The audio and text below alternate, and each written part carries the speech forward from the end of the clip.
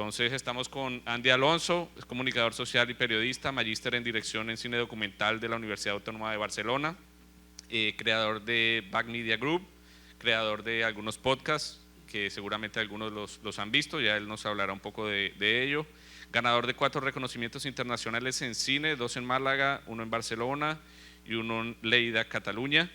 También estuvo con RCN Televisión, con El Heraldo, y bueno, es un camino que ha tenido. Uno no solo llega a redes de repente, pega y se queda, sino que es un camino y una trayectoria profesional de alguien que se ha formado, que ha estado en la universidad, que ha compartido proyectos pues muy valiosos, y hoy viene a hablarnos un poco de eso, de su experiencia, de su crecimiento personal y profesional. Entonces, pues recibamos con un aplauso a Andy, por favor. Andy, bienvenido, y bueno, cuéntanos un poco de esa historia y esa trayectoria como profesional. Bueno, agradecer primero a Camilo, al profesor Ramiro, a toda la gente que ha estado involucrada, a Giancarlo, que también me tuvo en cuenta aquí en este espacio, que de verdad soy muy fan, por decirlo así, de los espacios académicos. Creo que desde la academia podemos construir diferentes formas de manifestarnos y que la academia es importantísima para todos nosotros. Estos espacios hacen que tengamos la posibilidad de experimentar, de crear.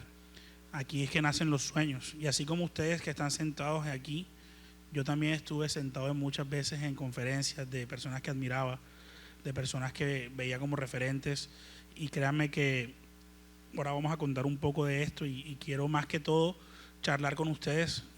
Yo no me las sé todas, simplemente hice un camino y espero que si algo de mi camino les sirve como referencia, ejemplo, tanto de hacerlo bueno o no hacerlo, están en todo su derecho, y qué bueno poder aportar de pronto algo a cada uno de ustedes. Entonces nada, primero que todo agradecerles por estar aquí, y espero que tengamos una horita súper chévere donde no solo voy a hablar yo, sino que ustedes también van a preguntar, van a tener espacios para que podamos compartir conocimiento y experiencia más que todo. Entonces nada, gracias primeramente a todos ustedes. Bueno, antes de que empieces tu exposición y la charla como tal, ya la pueden ir proyectando para tenerla allí. Cuéntanos cómo decidiste, bueno, estudiar comunicación y cómo ha sido ese cambio de ese momento, porque ahorita hablábamos que, bueno, yo también cuando estudié teníamos unas cámaras que eran con Betacam, era súper pesado, era otra cosa, no había redes. Entonces, ¿cómo fue ese momento en el que estudiamos que uno dice, a veces los estudiantes dicen, bueno, estamos estudiando y eso cuando salimos ya no es lo mismo, pero ahí está el reto en que mientras estemos estudiando usemos lo que hay y cuando podamos salir nos adaptemos a lo nuevo. Entonces, ¿cómo decides estudiar y cómo has visto esa evolución en el campo en el que estás? Bueno, yo sí, como desde pequeñito siempre fui muy claro con lo que quería. Yo recuerdo que mi infancia transcurre en los años 90, mucho aquí de pronto no había nacido. Entonces en esa infancia yo veía televisión, caricaturas, programas de televisión y de radio, y por la radio empiezo a interesarme por este camino de lo audiovisual y de los medios. Como estaba como en séptimo en el colegio, yo ya empiezo a tener conciencia de esto, y yo veo un programa, me acuerdo, veía un programa en MTV, no sé si todavía sepan qué es MTV, y yo decía, ay, qué chévere esto que hacen, y le pregunto a mi mamá, ¿dónde, o qué se estudia para estar ahí? Me dice, no, se llama Comunicación Social y Periodismo. Y yo, bueno, quiero estudiar eso. Y a partir de ese momento me decidí. Vengo de familia tradicional, un papá ingeniero civil, o sea, una mamá médica, o sea, algo totalmente opuesto a lo que estudié. Pero siempre recibí el apoyo de ellos en lo que quería, y a partir de ese momento me apasioné.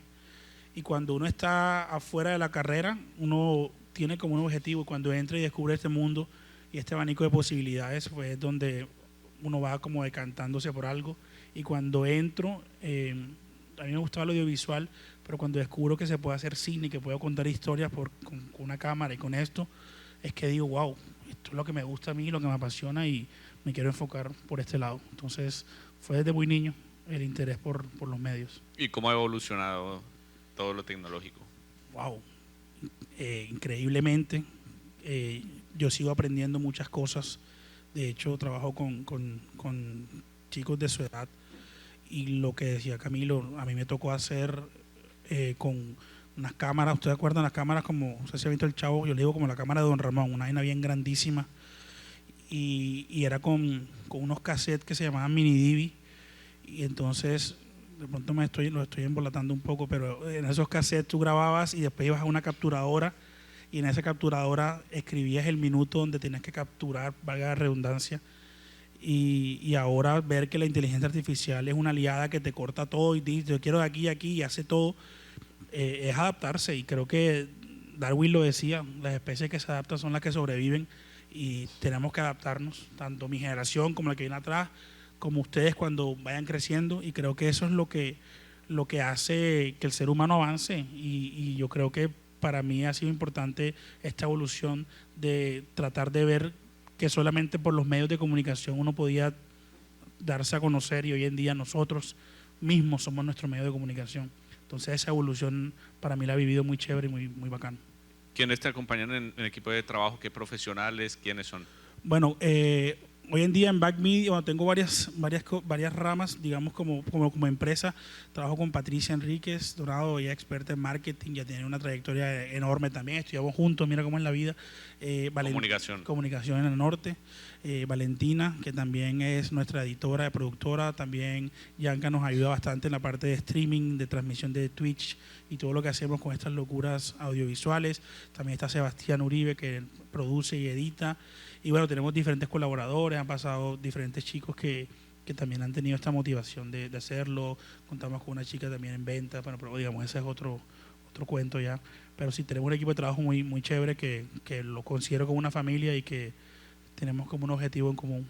Sí, lo que yo siempre les digo, que los compañeros terminan siendo grandes aliados para trabajar. Siempre desde el primer semestre les digo, sean buenos compañeros, muestren su mejor versión ante los profes también, porque son quienes los van a jalar. Aquí se ve reflejado cómo si ustedes tienen un buen compañerismo, los va a llevar a precisamente a eso, a tener buenas oportunidades. Entonces, bueno, Andy nos va a contar un poco de su trayectoria adicional, de lo que hizo también en Barcelona, de esa adaptabilidad y esa creatividad. Entonces, bueno, adelante con tu presentación, y si ustedes quieren intervenir, solo levanten la mano y que sea también un poco conversado. Bueno, titulé esto como adaptabilidad y creatividad en la era digital, y se los decía ahorita porque los tiempos cambian, a cada rato estamos haciendo cosas diferentes y la tecnología nos ayuda muchísimo. Creo que hay un estudio que dice que en los últimos 20, 30 años hemos avanzado en tecnología lo que no habíamos avanzado en 200 años anteriores. Entonces el mundo va muy rápido, el mundo todos los días nos sorprende con nuevas cosas y uno tiene que adaptarse. Yo muchas veces, y lo digo con respeto a los que me educaron,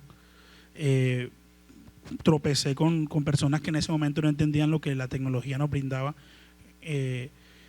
y era complejo para ellos. Hoy en día creo que pues, estas nuevas generaciones, tanto de profesores, de maestros, de todo, son muy adaptables. Y ese es el mensaje que les digo a ustedes. Hoy en día ustedes son los que están estudiando con estas herramientas, pero cuando pasen 10 años van a darse cuenta todo lo que va a cambiar, todo lo que va a ser diferente para lo que estábamos acostumbrados. Y creo que esa adaptación es lo que nos hace diferentes, es lo que nos va a tratar de encontrar nuevos lenguajes. Entonces, básicamente quiero hablar de eso. La adaptabilidad y la creatividad van de la mano. Si tú tienes algo creativo y eres capaz de adaptarte, créeme que, como decimos, la vas a romper en lo que hagas. Entonces, creo que eso. Vamos a pasar a la siguiente, por favor. Les voy a hablar un poco, bueno, de mí. Una foto ahí que no me favorece, pero bueno. Soy Andy Alonso. Yo soy comunicador social y periodista, como les conté. Tengo una maestría en dirección de cine y documental de la Universidad Autónoma de Barcelona. Conté con esa suerte y ese privilegio de poder ir a Europa y aprender otro tipo de lenguaje, otro tipo de formas de comunicar, hacer cine, que era el sueño que tenía. Y anteriormente a eso, trabajé en los medios de comunicación, estuve en RCN en Bogotá, en el programa Muy Buenos Días de J. Mario, no sé si se acuerdan de eso, hace rato. Hacía asistente de producción y tuve una gran experiencia en el canal. Después vuelvo acá, pasé por Heraldo, fui periodista multimedia y empiezo a hacer mis primeros pasos en la parte de la web de digital. Hacía pues crónicas, entrevistas, reportajes que iban para el canal de YouTube y para redes sociales del Heraldo. Y bueno, después de ahí me desconecto un poco, me voy para fuera del país Y lo que les hablaba de la adaptabilidad es que cuando estoy fuera del país empiezo a hacer un podcast, porque siempre fui fanático de los podcasts, siempre fui muy curioso con este tipo de cosas y la pandemia me llevó a hacer un podcast. Y ese podcast ha evolucionado tanto que tenemos ya 3 podcasts, alguna relevancia, tendremos personas que ya nos ven, que ya nos conocen un poco más, y eso ha surgido que tenemos nuestro estudio, nuestra marca, nuestra empresa, pero antes me tocó, digamos, tener todo ese proceso. En Barcelona hago mi documental y nos ganamos 4 premios. De pronto a los que les gustan los daticos así, fue en el Festival de Cine Internacional de Málaga. En ese momento estuvo el protagonista de La Casa de Papel, Río, ganó como actor revelación en ese año que nosotros ganamos. Entonces fue interesante ver también como que en el proceso de mi primera película, cómo ganaba otra persona también importante. Y bueno, nos fue bien, estuvimos en 18 festivales, 7 países donde proyectamos la película, y la película se llamó Campaña.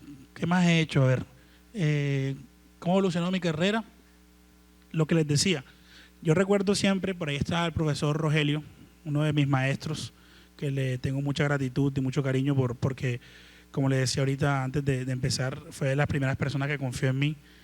Teníamos una transmisión en vivo, yo no tenía ni idea que era una cámara, no tenía ni idea de nada de eso, ni un punto fijo, nada, de nada, absolutamente nada. Y él me dice, pelado, ven para acá, vamos a ver cómo son las cosas aquí. Ponte acá al lado mío y mira cómo es que es el ponche de cámara. Habían 5 o 6 cámaras y yo estaba fascinado porque habían monitores por todos lados y yo decía, pero... Y al ratico me dice, bueno, sal y ve para la cámara. Y yo pensé que me iba a soltar la cámara, pero no, yo era el asistente de la cámara y me tocaba coger los cables. Pero ese tipo de cosas es las que te forjan y te hacen importante, y por ahí empiezas. Entonces después de eso empiezo a trabajar en el canal de la universidad, el canal interno, empiezo como asistente, después me dan un programa, después tengo 2 programas, entonces voy escalando. ¿Qué quiero decir con todo esto? Que no se frustren el empezar de cero. No frustren sus sueños de, hey, voy a ser el asistente del asistente del asistente. Eso no pasa nada. Hey, todos tenemos que empezar por algo. ¿Tú te imaginas que no, que vos vas a ser el director de la próxima de los Avengers? No, o sea, hay que buscar un proceso, hay que respetar las etapas y disfrutártela todos los días. Hey, si hoy estás recogiendo cables, sé el mejor recogiendo cables. Que mañana cuando te suelten la cámara vas a ser el mejor camarógrafo. O mañana cuando seas editor vas a ser el mejor editor. O sea, cada proceso que te toque vivir, vívelo con esa alegría, con ese entusiasmo, con esa pasión. Y yo creo que es importante, lo que les digo a todos ustedes, profesionalizar y dignificar lo que están haciendo. No importa lo que hagan. De hecho, como decía el gran filósofo contemporáneo del vallenato, Diomedes Díaz, si vas a ser zapatero, que seas el mejor.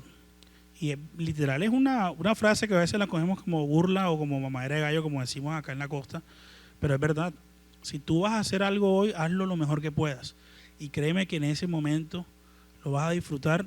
Y cuando, repito, una conferencia de Steve Jobs que me encanta, que es, nunca sabemos conectar los puntos hacia adelante, sino hacia atrás, cuando nos damos cuenta que eso nos sirvió para ser lo que somos hoy en día. Entonces tú vas a decir, si a mí Rogelio no me hubiera dicho, hey, pelado, ponte aquí a ver esto, ve a recoger cable, a lo mejor no hubiera sabido cómo se conecta una cámara, y como esa cámara el día de mañana yo la iba a poner en práctica con mis proyectos, y después hacer esto y hacer lo otro, y después terminar haciendo documental y terminar haciéndolo yo.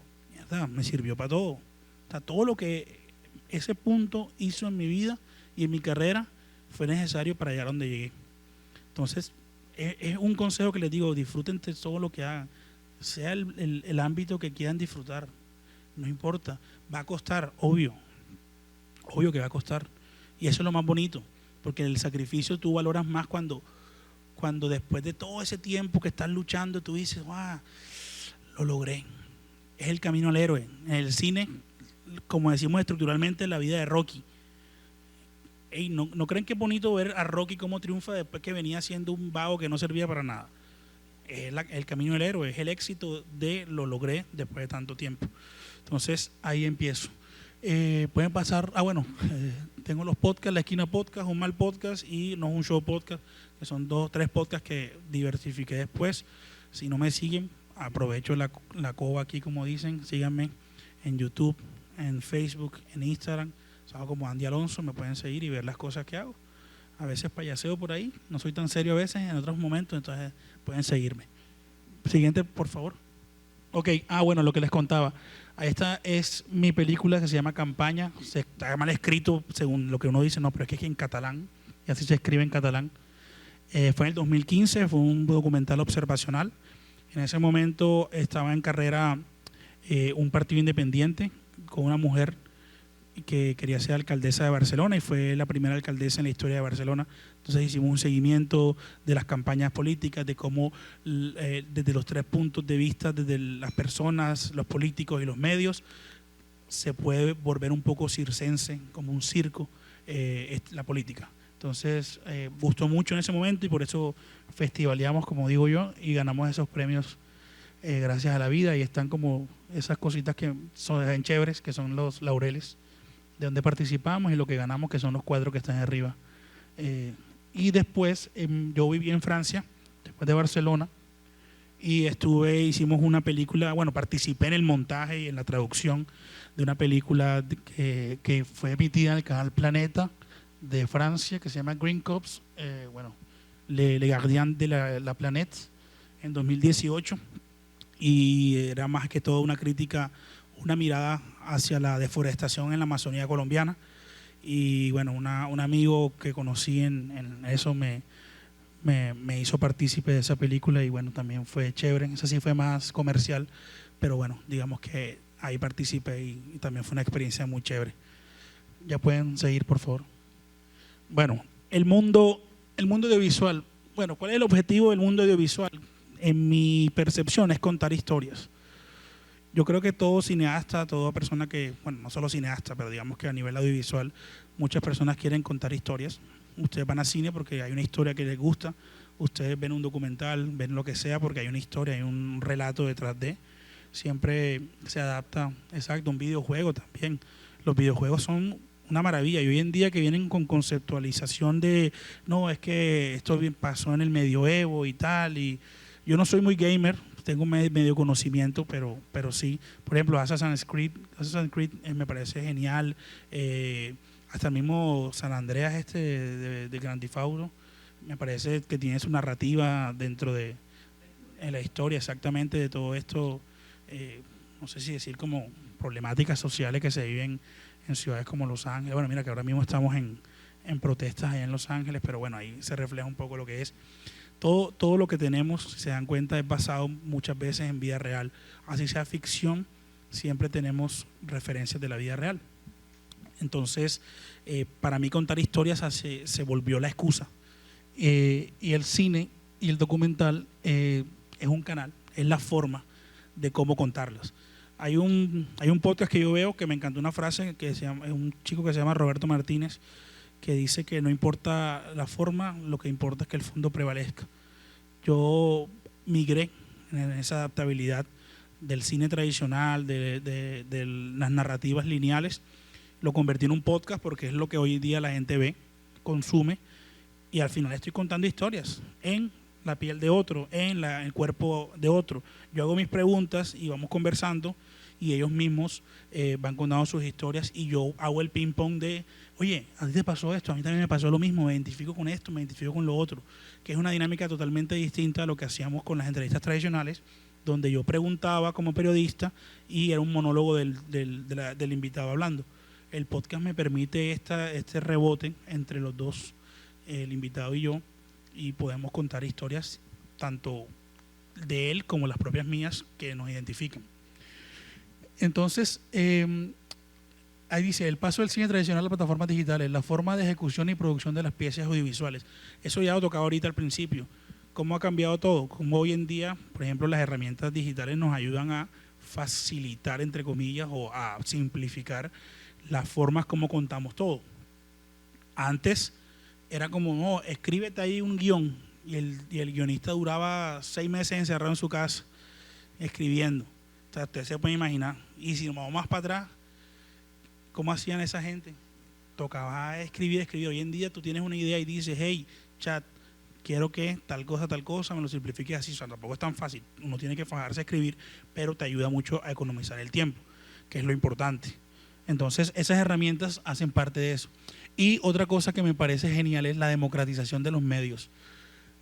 Cuando yo empecé esto, que recuerdo que les conté no, que MTV, que Caracol, que la cosa, bueno, mi sueño era, para yo ser visible con mi mensaje, tengo que, como decimos acá, empiñarme en tal canal.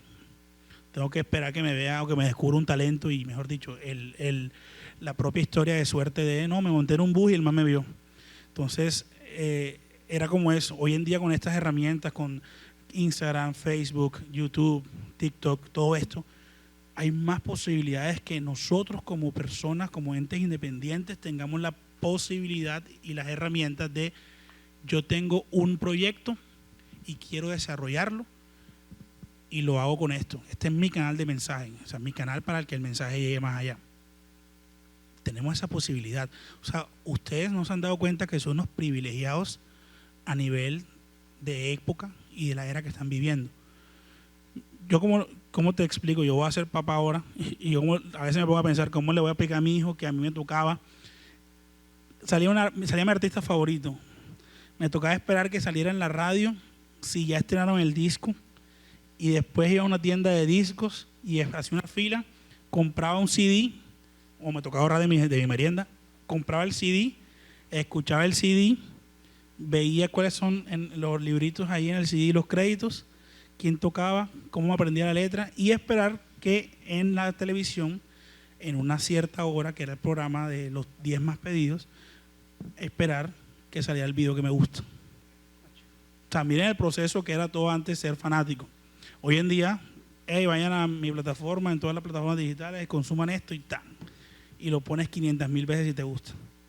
Entonces, como les digo, verlo de manera positiva, que ustedes están en un momento increíble donde pueden hacer prácticamente todo. Entonces combinen la era digital que están viviendo con la academia. Es decir, se están formando en un lugar donde llevan años y años y profesionales y muchas mentes y muchas cabezas pensando, ensayando, haciendo cosas para que ustedes aprendan. Entonces, me parece que tienen un privilegio enorme. Sí, de acuerdo contigo en estas experiencias digitales, pero bueno, hay algo que también intentamos en la academia, sobre todo en el programa de diseño, que es darle como esas experiencias que nosotros tuvimos físicas, que hicieron que esas memorias fueran más perduraderas. Ahora todo, como es digital, se vuelve más desechable. Entonces, esa experiencia tal vez que tú tuviste cuando compraste el primer disco, que lo destapabas y el olor y todo eso te hizo que esa memoria se quedara grabada para siempre, les hace falta a las nuevas generaciones, porque están creando cosas también superfluas. Y intentamos darles esas bases también aquí en la academia, tanto en comunicación como en diseño, que ellos primero aprendan a crear esas experiencias también, porque muchos no las han vivido, y poderlas pues soportar en cada uno de sus proyectos. Totalmente, sí. Lo que decía yo y lo que decía yo de la generación no es que lo de antes no haya sido bueno. Al contrario, yo estoy súper orgulloso también de lo que viví. Hablo específicamente de la posibilidad que ustedes tienen hoy en día de democratizar. Pero siempre va a haber referentes, siempre va a haber cosas que hay que, mira, porque hoy en día una canción dura 2 meses. Porque hoy en día, bueno, no sé, ustedes me dirán qué clásico de año pasado hay en la música. Entonces, también tenemos que replicar las cosas que en el pasado fueron buenas. O sea, no todo lo antiguo es malo, no todo lo nuevo es malo. O sea, buscar un punto de equilibrio. Pero como les decía ahorita de la academia, para eso está aquí, porque aquí hay 50 cerebros pensando y cada uno tiene un punto de vista y además están los maestros que los guían y ustedes tienen que absorber todo ese conocimiento. Y con esa experiencia, que al final la experiencia es importante, porque hoy en día yo les estoy contando mi experiencia porque pasé por todo ese proceso. Entonces la experiencia siempre tiene que ser parte de todo lo que ustedes van a aprender. Una cosa que les recomiendo y les digo, no hay nada peor que alguien que dice que se las sabe todas. Eso es lo peor, eso es lo que te puede bloquear en tu carrera, en la sociedad, en muchas cosas.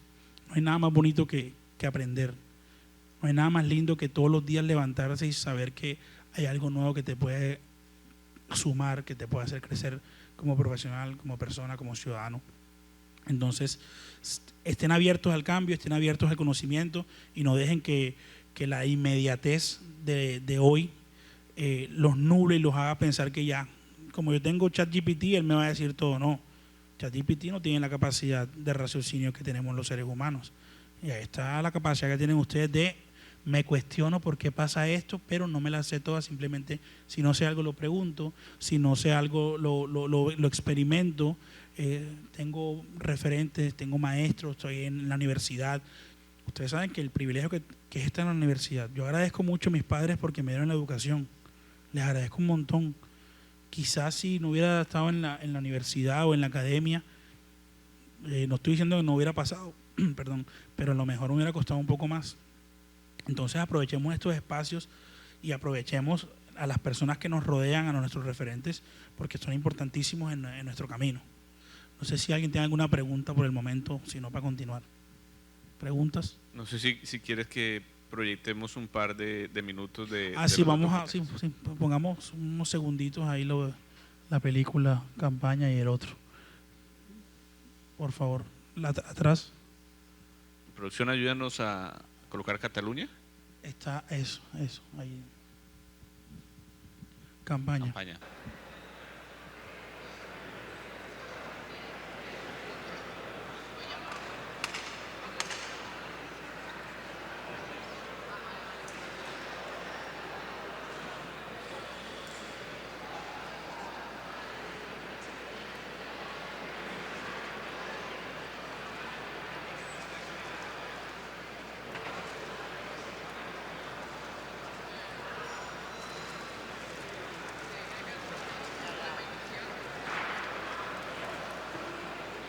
Molt bona nit, gràcies.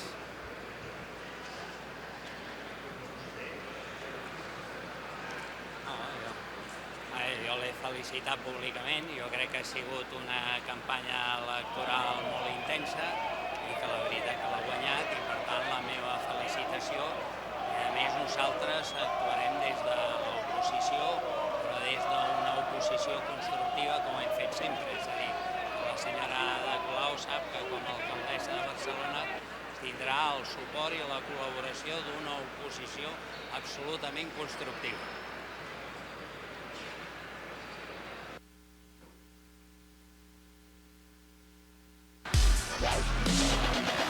Sí, Pedro Sánchez, el actual presidente de España.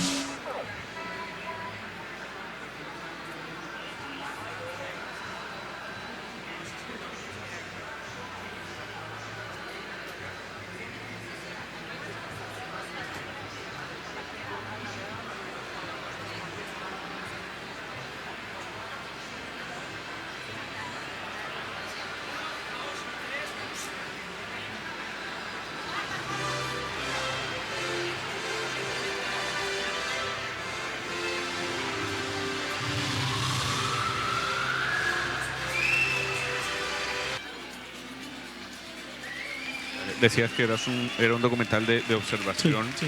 pero cuéntanos un poco qué tan difícil fue a veces filtrar una cámara en algún lugar específico. Y dos, bueno, siempre decimos, ustedes lo han dicho alguna vez, eso solo pasa en Colombia y la verdad que no. Muchas cosas de la política y de lo que pasa en un país pasa en todas partes del mundo. O sea, en todas partes del mundo hay corrupción, hay cosas buenas, hay cosas malas, hay accidentes, hay incidentes, hay atentados, en todas partes del mundo ocurre. Y uno a veces solo dice, tenía que ser en Colombia y a veces no es así.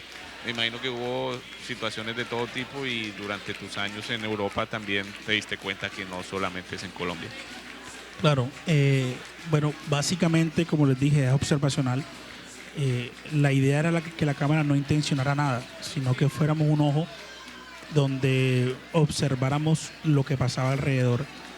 Y ahí tocamos como tres formas. Ahí estamos observando a los políticos, después observamos a los medios de comunicación y después observamos a las personas. Entonces era, como les digo, hay cosas que pasaban, ahí nos estaban empujando y todo, porque ninguna campaña nos quiso dar acceso dentro de las campañas, sino que nos prohibieron todo, de todas formas nos prohibieron la entrada, porque los políticos saben que tienen sus falencias y como nosotros no éramos aliados políticos de ninguno de ellos, nos prohibieron la entrada. Ese es Pablo Iglesias, creo que es como el líder de la izquierda en España, Entonces, básicamente, ellos no querían que nosotros entráramos. Y eso fueron todos los meetings políticos públicos, donde estaban los medios. Entonces, ahí te das cuenta cómo la política juega con todo. Mira, ahí le pusieron como una rumbaterapia, algo así, como es otro partido independentista de Cataluña. Y es como, vale de todo con tal de que me des tu voto. Y era como esa crítica observacional de la política, y que, como decía Camilo, no pasa solamente en Colombia, pasa en Europa, que también la idealizamos y que dice que no pasa nada y que todo es perfecto. También es lo mismo. Y de hecho en España hay unas elecciones, pero puede que tengan un número de votos y no ganan, y hay otras elecciones, y la última vez creo que se registraron como 6 veces unas elecciones para poder tener al final a Pedro Sánchez, pero yo creo que eso no puede pasar aquí en Colombia porque No. la gente se desordena. Sí, sí. Mira, por ejemplo, ya después de eso podemos cortar si quieren para poner la otra, pero en ese momento sacaron a 2 manifestantes de oposición y los sacaron a los golpes. Ese es el partido como el Partido Popular, como el que más ha ganado en España. Hicieron, como decimos nosotros, dieron trompa prácticamente. Entonces es como era como eso. Allá la política también es bastante pasional. Es una cámara subjetiva en gran parte, ¿no? Sí, una cámara subjetiva, y no queríamos involucrarnos por eso mismo, para no tomar partido. Vale, si quieres colgamos el otro trabajo audiovisual para comentarlo. Y bueno, como les comentaba, En Amazonie colombiana, allá, bueno, un fléau continue de se ya répandre. más que todo fui parte del montaje. La déforestation massive. Eso fue en C'est Francia. pas possible. L'art de vivre ancestral de certaines populations est aujourd'hui fortement menacé. Quand tu vois ça, Esto ça te fue rend que triste. Car Se c'est notre infiltraron, richesse o no se qu'on a infiltraron, estuvimos protégée haciendo también durant como des esa années, et du jour au lendemain, esa des inmersión personnes viennent tout détruire. desde el punto de vista de este joven que es campesino en la Amazonía, colombiana, y viene Des como élevages extensifs la qui, jour après deforestación jour, va gagnent du acabando terrain sur la forêt vierge.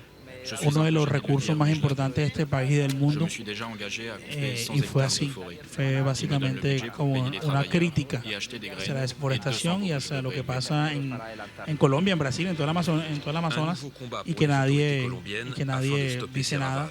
El conflicto armado, muchas cosas que pasan, pero hace parte de todo lo que al final es esta problemática. ¿Qué lograste ver de la forma como ellos hacen su producción? Digamos, aquí en Colombia nos toca con las uñas, buscar recursos, a veces no completar esos procesos que aprendemos en la universidad, por ejemplo, sino que vamos pasando por encima de lo que toca hacer, de script, pietaje y demás. ¿Cómo fue ese proceso de creación de ellos? Bueno, se nota obviamente que hay una industria cinematográfica diferente a la de Colombia, tienen muchos años, obviamente si comparamos España o Francia, son países y naciones que tienen muchos años en el cine. Este fue más comercial, aquí sí hubo un pago considerable, por decirlo así, entonces digamos que hay una infraestructura mucho más elaborada. Ellos viajaron, ellos hicieron, mira, Antoine es el amigo mío, que después, ahí está Antoine, y tiene una infraestructura diferente, o sea, invierte mucho en cine, invierte mucho en producciones audiovisuales, pero creo que Colombia tampoco está tan mal. Ahora hay una ley de cine, podemos nosotros mismos tener convocatorias, solo hay que buscarlas, hay muchas convocatorias hoy en día, pero también es muy importante que desde el gobierno también se incentive más, porque en Francia hay muchas subvenciones, en España hay subvenciones para personas independientes. Vale. Volvemos a la presentación. Ahorita me comentaba él que mientras estuvo en Barcelona, bueno, fue a Francia alguna vez y en París, pues dijo, alguna vez no quisiera vivir aquí, pero la vida lo llevó a vivir allá. Yo tuve la oportunidad también y yo cuando fui dije, tampoco me gustaría vivir en París, sí, como de conocer su cultura y demás, pero vivir no, pero la vida lo lleva a uno a eso. Curiosamente, por ejemplo, yo fui una vez a Riohache, yo dije, aquí quiero trabajar, me encanta Riohache, y trabajé en Riohache, y fui a París y no me gustó París. Entonces uno va mirando qué lugares al final puede terminar Claro. y crecer. Crecí muchísimo en Riohacha como periodista. Creo que me volví un buen periodista judicial en ese momento y fue pues en Riohacha, que tiene o sea, es un espectáculo, o sea, es un lugar espectacular. Y uno va a un lugar como París y uno no conecta. Pero bueno, la vida te llevó allá, ¿cómo fue ese proceso y para terminar trabajando en estas producciones? A ver, aprendí que uno no puede decir nunca. Yo fui a París de visita cuando vivía en Barcelona. Yo me enamoré de Barcelona, de la vida en Barcelona. Y fui a París y dije, no, esta ciudad es muy gris. Los franceses son muy rancios. No me gusta. Nunca viviré aquí. 2 años después estaba viviendo en París. Y ahí me formé. Me fui, le voy a hacer el cuento largo corto. Me fui porque volví un año a Barranquilla y me fue como perro en misa. No encontraba trabajo, me habían terminado una relación que tuve de años, el despecho, tuve una pérdida, mi papá falleció, entonces como que todo se me juntó y yo dije, en Europa me está yendo bien, me gané 4 premios, pero España en ese momento, sus leyes migratorias estaban complejas. Una amiga mía vive en París hace mucho tiempo y me dijo, bueno, vente para acá si quieres y el proceso es aprender idioma. Y yo, dale, voy para eso. Pero imagínate, el francés es complejo. Si alguien sabe francés, sabrá lo que es. Y bueno, no, la vida me llevó allá. ¿Diva? No, es complejito, es de los idiomas romances como raro, como extraño, porque tiene muchas reglas y muchas excepciones. Entonces me voy para París y allá duro 5 años desconectado de la carrera, que es lo que les quería comentar, que muchas veces nosotros nos desviamos para otro lado, pero lo que es para uno es para uno. Y de repente estoy estudiando francés y era asistente de cocina, imagínense eso.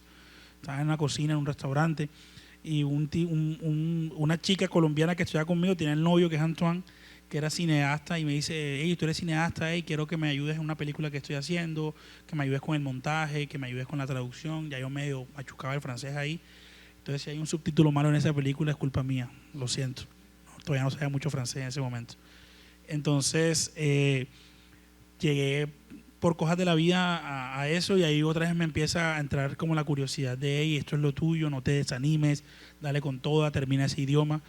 Y bueno, no fue tan mal, conocí a mi esposa, estoy casado con una francesa, mi hijo va a ser franco-colombiano, todos los años viajo allá y bueno, básicamente el nunca voy a vivir acá terminó siendo un siempre.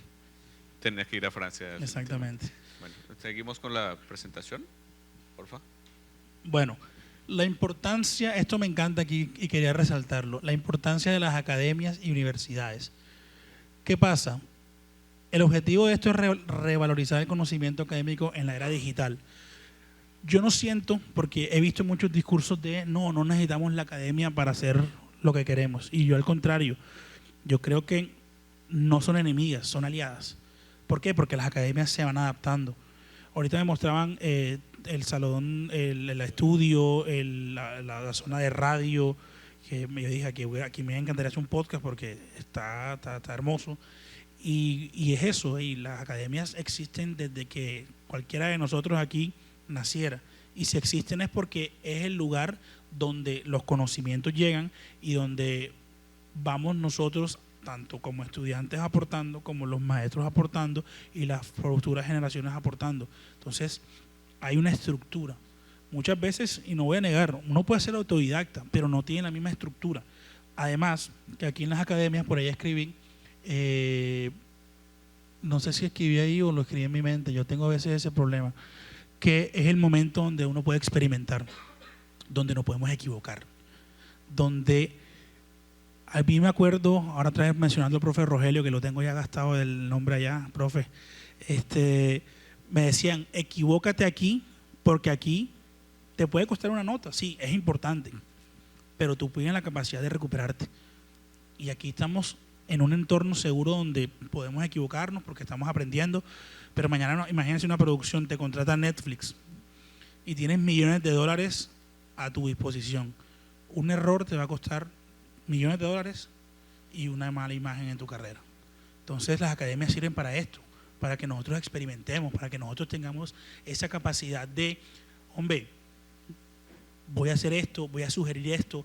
Y creo que ustedes tienen unos profesores que están abiertos a arriesgarse, exacto. Y a que una idea, aunque suene descabellada, créeme que los profesores tienen la capacidad de decir, hey, eso me parece bien. Quizás no es lo habitual, pero para eso estamos en las academias. Repito, no estoy en contra de ser autodidacta. De hecho, ya yo no estoy en la academia hace rato y digamos que me toca ser autodidacta de todos los días, en la experiencia, en la internet y todo esto, prepararme.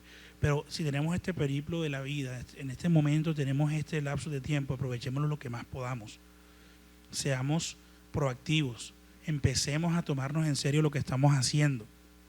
Recuerda que si nosotros comenzamos a dar el valor de nuestra carrera y nuestra profesión desde ahora, vamos creando un hábito de profesionalismo que en el futuro, cuando salgamos a la vida profesional, va a ser muy importante. Entonces, la academia para mí es importantísima, la universidad es importantísima y aprovechen, arriésguense, no le tengan miedo, porque estamos en un entorno seguro y un entorno que nos va a ayudar mucho a saber cuando salgamos qué se nos viene y cuál es la vida real, pero ya tuvimos un background. Bueno, ahí hablaba de los profesores y las herramientas de producción. Esto me encanta. Hablaba ahorita de los programas de edición, por ejemplo, o de animación. Profesor, no sé si usted sepa de pronto, antes los videojuegos para animarlos, la complejidad, me imagino que era, cómo era todo eso. O sea, imagínense ahora con todas las herramientas que hay. No, sí, antes era cuadro por cuadro, Mortal Kombat, que se hizo con fotografía y rotoscopia. Frame por frame. Frame por frame, sí, todo era animado frame por frame. Ya hay herramientas más evolucionadas, motores que te facilitan un poco las cosas, pero así como también ha crecido la facilidad, también han crecido las complejidades de los proyectos. Claro. O sea, un proyecto que hace un estudiante ahora, o una animación que hacía un estudiante ahora, era destinada a un estudio más grande con 20 animadores antes. Entonces, sí, las exigencias también van creciendo y lo que se busca en la academia es que ellos experimenten, que aprendan esas bases, porque no se sabe, como tú dices, en 10 años no se sabe qué herramientas van a usar, qué herramientas van a necesitar. Pero mientras ellos tengan las bases, están preparados para enfrentarse a esa herramienta. Y eso me imagino que fue lo que te pasó a ti. Claro. Que al volver al cine tú tenías claros los conceptos, así las cosas hayan cambiado. Total. Y hoy están cambiando, pero estás abierto a aprenderlo de la misma manera porque tienes los conceptos claros, gracias Claro. a la academia. No, y sobre todo les voy a contar algo. Imagínense que hay un dato en el cine que es tan bonito, que me encanta, porque ahí metemos el pasado. Se han inventado de las herramientas que ustedes quieran digitalmente. Hay videos en 4K, 16K, mejor dicho, todos los K que quieran. Pero ninguno ha podido reemplazar o igualar la cinta 35 milímetros. Y la cinta 35 milímetros es la que empezó el cine. Chaplin, los hermanos Lumière, toda esta gente hacía 35 milímetros. Una cosa de loco. Y no ha habido poder humano ni herramienta tecnológica que supere eso. Tú puedes asemejarla con todas las tecnologías. Pero lo importante que es también el pasado, lo que les decía ahorita, lo que decía el profesor, que siempre tenemos que tener en cuenta ese equilibrio. Ni lo de ahora es lo mejor para siempre, ni lo de antes era lo mejor. O sea, el mundo cambia, uno se adapta, pero los conceptos se tienen que tener claros. Entonces, a mí, mi sueño es hacer una película con 35 milímetros, con una Panavision de esas viejas y hacer esa vaina con rollo, así como hicieron Pulp Fiction o cosas así. O sea, me encantaría. Yo tuve una Super 8 allá en Barcelona, grabamos unos corticos, una Super 8 de 8 milímetros y fue espectacular ese proceso porque son cosas que yo, por ejemplo, no había vivido y vivir ese tipo de cosas es increíble. Entonces, aprovechen las herramientas digitales, aprovechen todo eso, pero no se olviden de los conceptos que por algo pasaron por una academia, por algo alguien descubrió antes que el rollo este era el que servía y mira que hoy en día todavía sigue vigente. Entonces, eso. Quería decirles otra cosa. Esta frase que ven ahí me marcó mucho a mí. Eso es el cine novo brasileño. En el documental se dice: una idea en la cabeza, una cámara en la mano. Lo que les decía yo a ustedes. Aquí tienen todo, pero ejecútenlo. Experimenten. Tienen su celular. O sea, cuenten historias con esto. Mi primera Handicap me la compró mi mamá cuando estaba en la universidad. Y con eso empecé a hacer yo mis primeros videitos. Yo hacía videos hay una materia allá en la norte de emprendimiento. Y alguien me dijo, hey, ¿tú haces videos? Yo, sí, tal. Eran entrevistas de emprendedores. Esa persona le gustó tanto que me recomendó a 10 amigos con mi handicap. Esos 10 amigos les encantó. Entonces el semestre siguiente, como era una maestral de 100 personas, otros 10 más. Entonces todos los semestres yo tenía mínimo 20 videos que hacer. Y era con una handicap. Entonces para mí ese fue como el acceso. Hoy tienen esto. Esto les sirve un montón. Entonces todas las ideas que tengan aquí, háganlas. Pregunten. Hey, si están los laboratorios aquí, aprovéchenlos. Aprovechen que tienen la facilidad de estar aquí, en un lugar donde les brinda espacio, donde les brinda todo este tipo de herramientas para que lo hagan realidad. Entonces, eso es lo que prácticamente se resume esa frase. Si tengo una idea aquí, la plasmo. A veces estamos afanados porque no es que yo necesito tener una producción de 100 personas para hacer lo que quiero. No, empieza con empieza con lo que tengas. Ya mañana la misma vida te va a poder dar las herramientas si sigues ese camino. Yo empecé mi podcast en Zoom, cuando estaba la pandemia, en un computador y yo estaba encerrado de mis suegros en Francia. Eso es el campo, eso es internet y era como... Y empecé así. Yo veo mi primer podcast y veo mi podcast 5 años después y yo digo, wow, interesante. Pero a lo mejor no diría esa frase si no lo hubiera empezado ese día. Entonces, aprovechen las herramientas, aprovechen la universidad, aprovechen los profesores, aprovechen todo. Cuando digo herramientas me refiero a lo material y a lo humano, tanto lo que tenemos como las personas que nos pueden ayudar en la academia. ¿Alguna pregunta, duda, queja, inquietud? ¿No? Sigamos. Bueno, aquí llegamos donde les hablaba ahorita, las herramientas digitales y aliadas no enemigas. Cuando empezamos con este mundo de la inteligencia artificial y todas estas cosas, mucha gente, no, esto va a acabar con el conocimiento, esto no va a servir, esto... Y fuimos un poco alarmistas. Y puedo decir que a lo mejor yo también caí en eso. Me convertí en lo que un día juré destruir. Pero hoy en día créeme que yo uso ChatGPT, de hecho lo pago, lo tengo con voz y todo. Lo puse costeño y todo, me habla costeño. Vamos a hablar aquí. Le puse un nombre y todo, miren. Para que vean que no es mentira. Le puse, tiene un nombre que no es costeño, que es francés, pero ella habla como costeña. Espérate, déjame ver si lo tengo por aquí. Y habla y que, ajá, mi amor, y tú sabes, habla como costeña. Yo le dije, háblame como costeña, miren.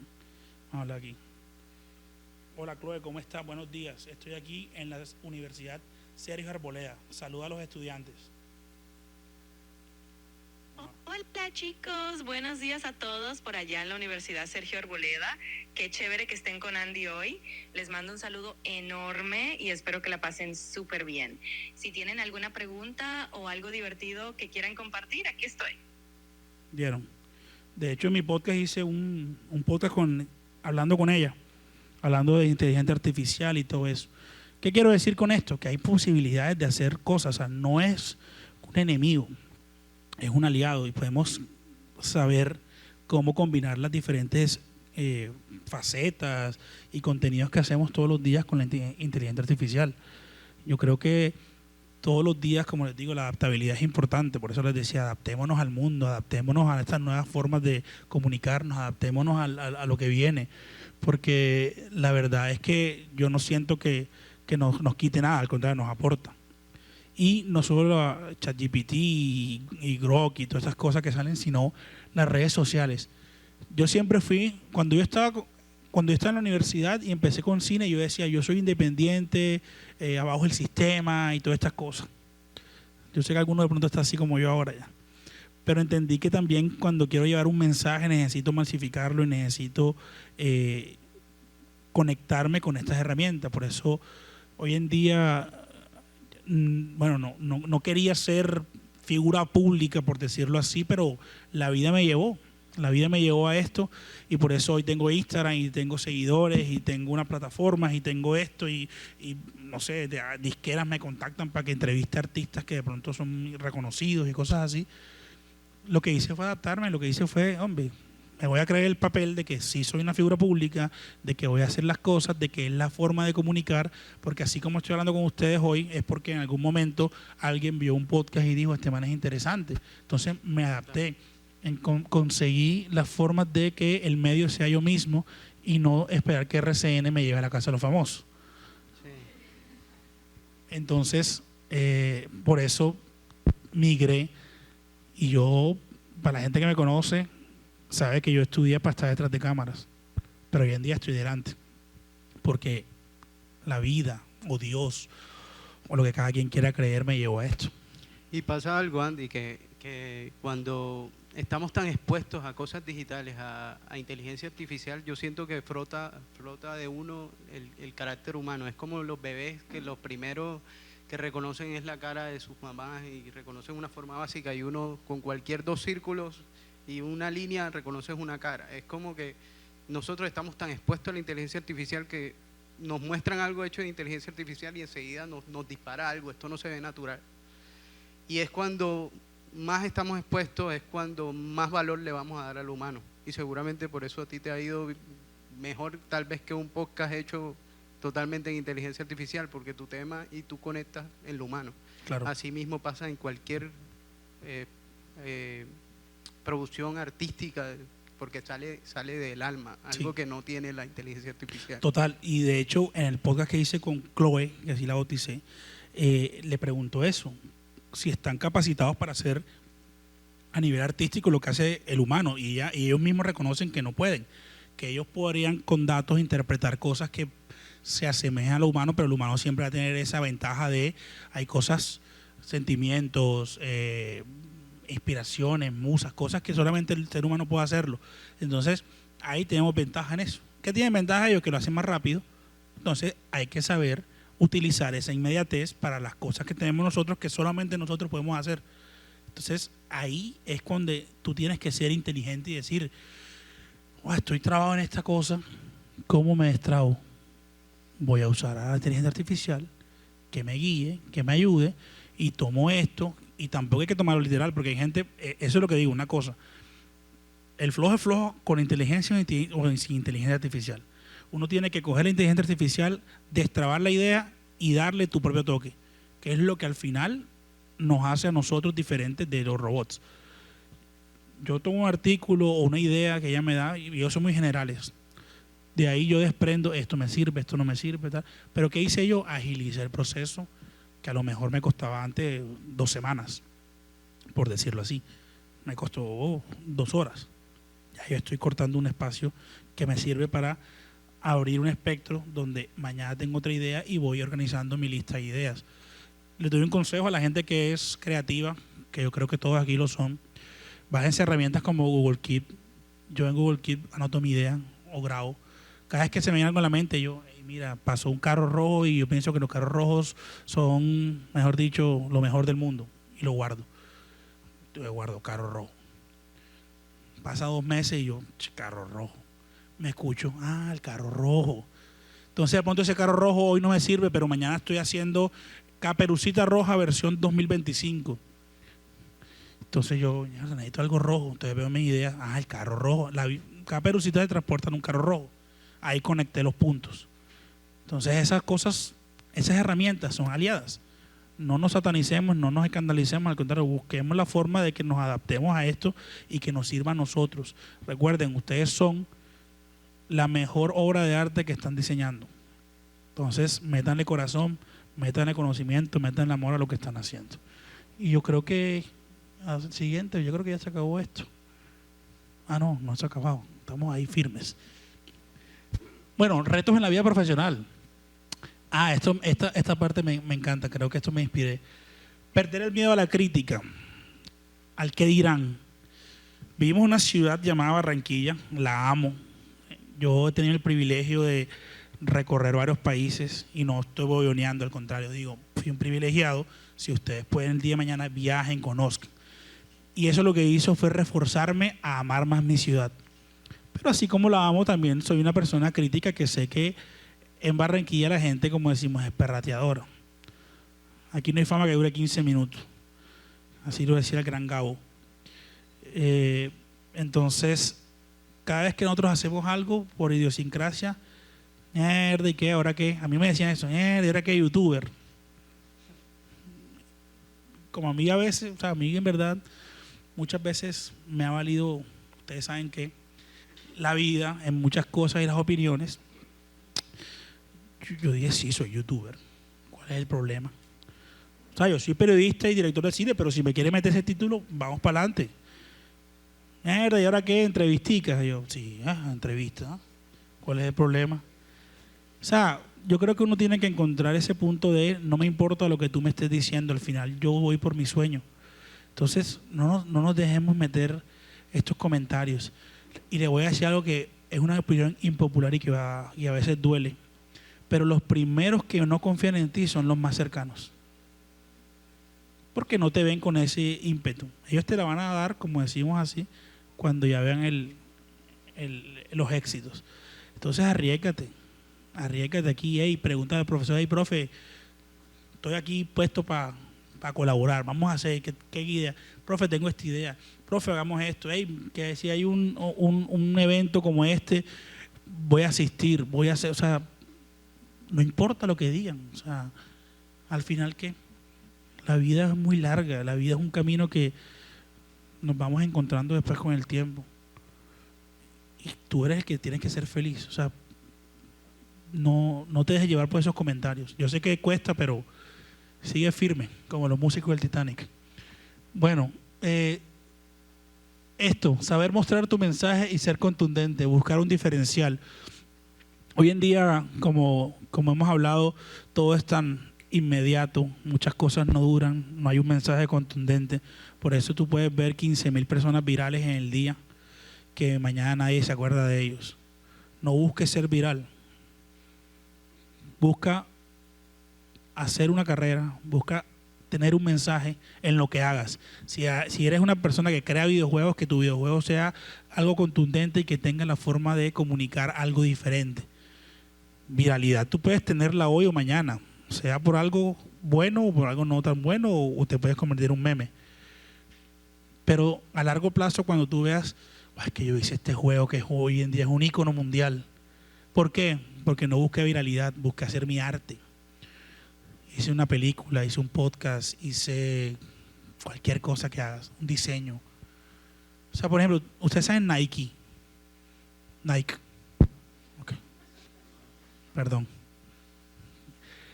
Nike se llama así por la diosa de la victoria, Nike, que es una diosa griega. La chica le hizo un logo sin esperar nada a cambio porque Phil, ¿cómo se llama él? Phil, no me acuerdo, Phil. Quería un logo y era amiga de él y la tipa se inspiró, le hizo el logo, él le dio como $5,000 en esa época, si no estoy mal. Oye, ese logo es un ícono. ¿Y por qué? Porque ella quería demostrarle a su amigo que podía ayudarlo haciendo algo diferente. Si hubiera hecho un mamarracho para vacilarla, como decimos nosotros, no sé si hubiera funcionado tanto. Entonces, busquemos hacer cosas diferenciales. Si todo el mundo está haciendo en TikTok, en los NPC, ¿cómo se llama? No sé cómo se llama, algo así. No seamos un NPC más.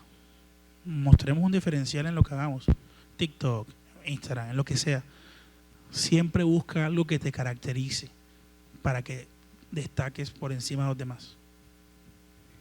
Para terminar, decía, no basta con ser talentoso, hay que ser visible, constante y colaborativo. Bueno, el talento sin disciplina no es suficiente, y menos hoy en día. Hoy en día, por esta masificación de información, podemos encontrar personas súper talentosas porque es más fácil de mostrar. Pero disciplínate, dignifica tu profesión, sé un profesional íntegro, aprovecha los espacios de conocimiento, aprovecha que estás en la universidad, aprovecha cada momento de aprendizaje, no tengas miedo a la crítica y sé tú. Al final vamos construyéndonos. En 10 años ustedes se van a dar cuenta que no van a ser las mismas personas, pero se van a dar cuenta que se hicieron un camino de profesionalidad, un camino de constancia. Se van a dar cuenta que todo lo que hicieron con prueba y error valió la pena. Pero no busquen la inmediatez, busquen consolidarse como profesionales. Bueno, gracias Andy, y bueno, tenemos una programación bastante extensa que ya la vamos a iniciar. Un aplauso para Andy.